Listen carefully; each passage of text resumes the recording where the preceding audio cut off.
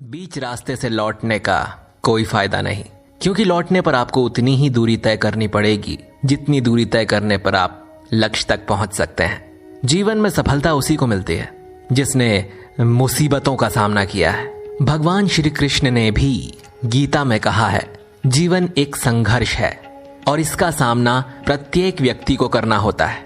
मुसीबतों से भागना नई मुसीबतों को निमंत्रण देने के समान है। जीवन में समय समय पर चुनौतियों और मुसीबतों का सामना करना पड़ता है और यही जीवन का सत्य है। आपको एक भी ऐसा सफल व्यक्ति नहीं मिलेगा जिसने सफलता से पहले असफलता और मुसीबतों का सामना ना किया हो। चलिए इसको एक कहानी से समझते हैं। एक बार एक लड़के ने पेड़ के पास एक तितली के खोल को देखा। उसने देखा कि तितली खोल से बाहर निकलने के लिए बार बार संघर्ष कर रही है और उस लड़के को तितली पर दया आ गई और उसने तितली की मदद करने की कोशिश की।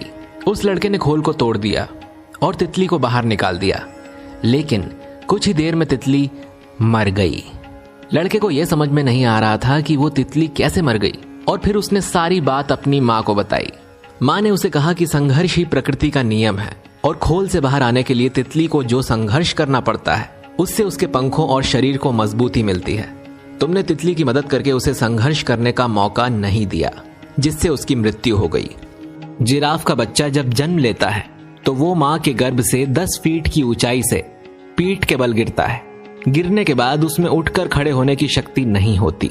जब जिराफ का बच्चा खड़ा नहीं होता तो उसकी माँ उसे बार बार जोर जोर से लातें मारती है और वो बच्चा तब तक ये लातें खाता रहता है जब तक कि वो उठकर खड़ा नहीं हो जाता।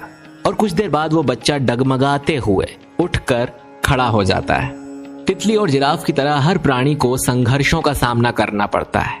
प्रकृति का यही नियम है और जो व्यक्ति इस नियम को समझ जाता है वो सफल हो जाता है। सफलता की हर एक कहानी असफलता की कहानी भी है।